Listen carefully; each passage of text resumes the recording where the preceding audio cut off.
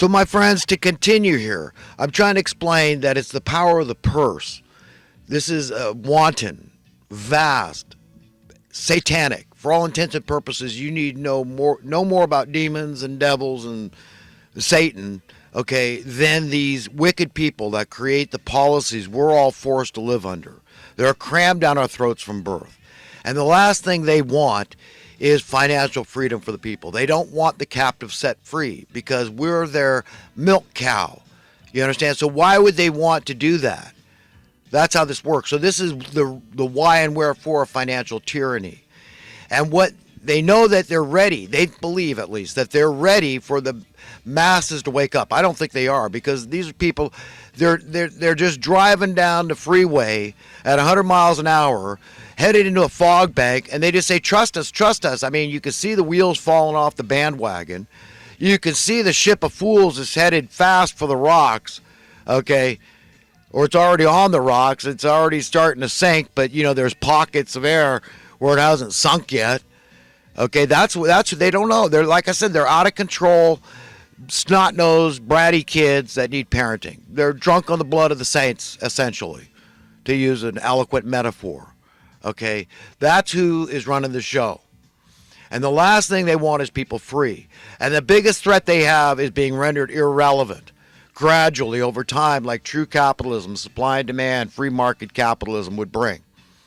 You understand why that's antithetical to what they want? They don't want true capitalism, and they don't want any kind of true socialism either.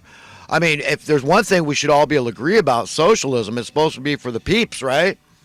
The little guy, the struggling, it's compassionate. It's the right thing to do. Help those weak ones. Help those that can't help themselves.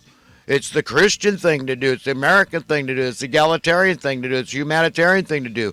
It's the right thing to do. But yet that $50 billion a year that we spend on Section 8 housing goes into the pockets of fat cats. And the problem gets worse. We can't even figure out, well, hey, give the stipend to those that need, okay, assistance, financial assistance with their housing costs. They could go compete on the open market. It's like food stamps. You don't give them to the store and say, well, you can only buy this and that. This is what we're selling. This is what you're stuck with.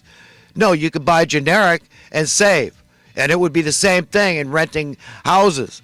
They could compete, make the landlords compete for their Section 8 dollar. Not anymore. And what do you think the tax write-offs are? If they maintain vacancies, they save less profit and loss. All these empty apartments I'm paying property taxes on. I didn't get any income. You can't expect me to pay. Doesn't matter. I triple the income, the rents on these apartments. I'm making more money. I'll pay the rent on that. You understand how this scam works? So it never goes full circle. It never benefits the peeps in the long run. All these programs. How much does a criminal industrial complex cost the American taxpayer every year? Remember all the entities involved in this. It's not just all the law enforcement agencies out there, but it's all the jailers and the jails and the court clerks and the judges and the lawyers involved. Do you understand? That's a lot of jobs. That's a lot of money, okay, at stake here. So you understand all the potential people that could be leery of the idea of solving the problem of desperate poverty. Do you think landlords are going to be able to extract the exorbitant rents and mortgages if there was no longer anybody suffering needlessly out in the cold, unnecessarily out in the cold? Inarguably unnecessary. There's no way around it.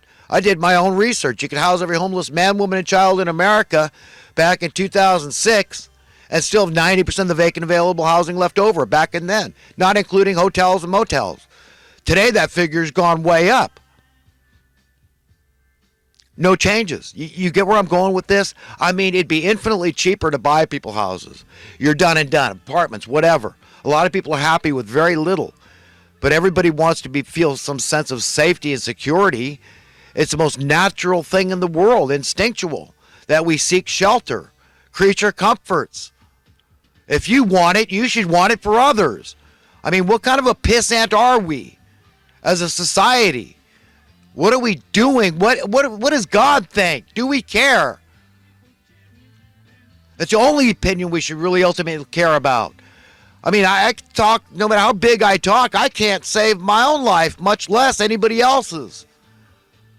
But I could talk about the one I believe that can and wants to and loves us in a way we could spend our entire lives trying to understand and not really conceive, really comprehend fully the love of God that he wants us to embrace and to emulate with one another. Come on, that's not hidden or secret. All the faiths believe that. The Jews believe that. The Muslims believe that. The Christians believe that. The Buddhists believe that. The Amish, everybody believes that. That's righteous. We want God's will to be done. So let's do something. Let's speak out for others, no matter how good you have it. That's all the more reason to speak out. And if you are willfully stupid, willfully ignorant, remember, that is a decision you made of your own free will choice, your own personal prerogative to be stupid. Because nowadays, we're all without excuse. We have the information of the ages at our fingertips with the internet. All the stuff I'm telling you, you can find it out for yourself. If you really care, do your own research. So they don't want us all prosperous. Now what they've got up their sleeve is this climate change thing.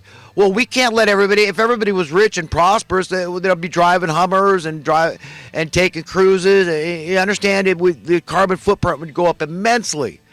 But we're not into that discussion. We're not even going to inject,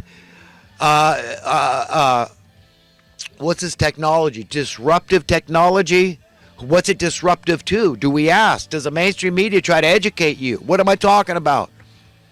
I mean, if you're some schmo like, what's his name? Stanley Meyer. Okay, didn't even have a high school degree, but he was a huge genius. The guy invented a way to crack the water molecule and create hydrogen with a bank of 12-volt batteries, DC power, direct current. It's a fact. 100 miles to a gallon of water he got in his car. I mean, it was rudimentary, it was basic, but if we had refined that, could you imagine where that technology would have led us?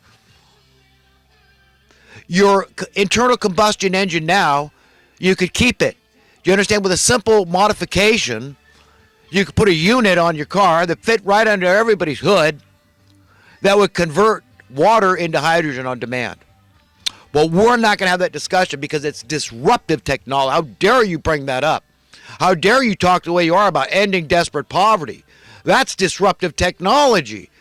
How dare you? Could you imagine how that would be for the business, the dubious warfare industry? Like what the highly decorated Marine Corps General, one Mr. Smedley Butler said, it's a business. That's how they're running it. War's a racket in his book.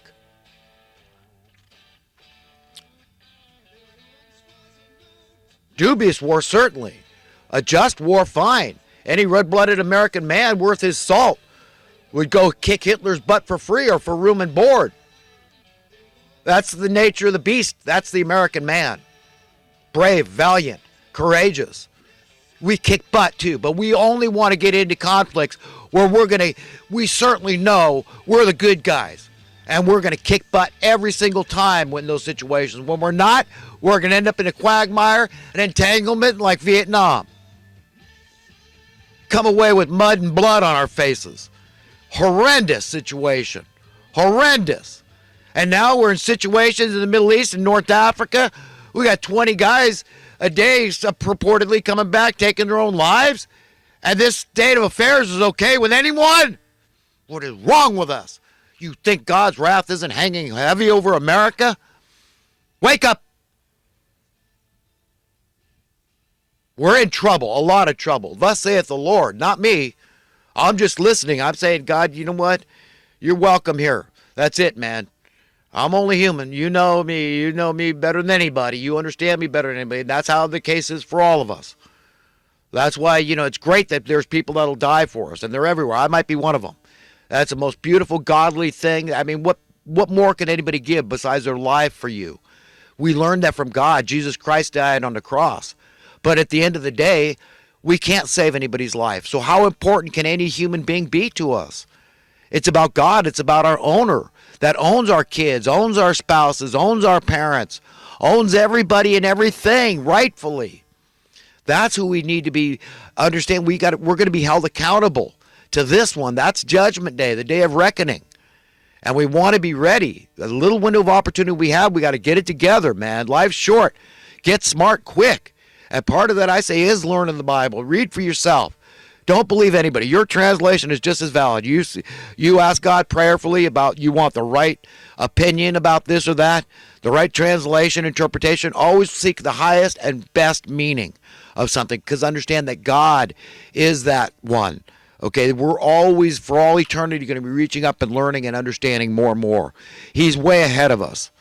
Okay, and we've got to get that. We've got to be honest with ourselves and realize there are solutions to our problems, but it's a huge threat to the status quo, the establishment. Do you understand all the vast number of jobs that would be lost? The financial services industry, some purported 25% of Americans are employed in some capacity. If we didn't need that anymore, the social welfare industry, how many people work in that complex? The criminal industrial complex, the dubious warfare industrial complex. You think they want us free? Oh, that would really upset the system. So we must keep desperate poverty intact. People must live in desperate want and mortal fear of homelessness. That's what and it does create that. It's a very powerful tool, very real, very tangible. It's palpable. Fear that people are living in unnecessarily. And you think you're going to skate because you're a multi-billionaire? God help us, man. And remember, you're my child. I got to walk the talk myself. I'm trying to look at every human being on the face of the earth the way I think is proper and correct and right in the sight of God. And that is the way he does, as his children. So I'm trying to see every person as my child. And you can't have a more tender heart toward any human being than your children. Ask any parent, step-parent, foster parent, whatever, biological parent. It's the same thing. You cannot care more about another human being. You cannot want the best for another human being more. You want the best and only the best for your children.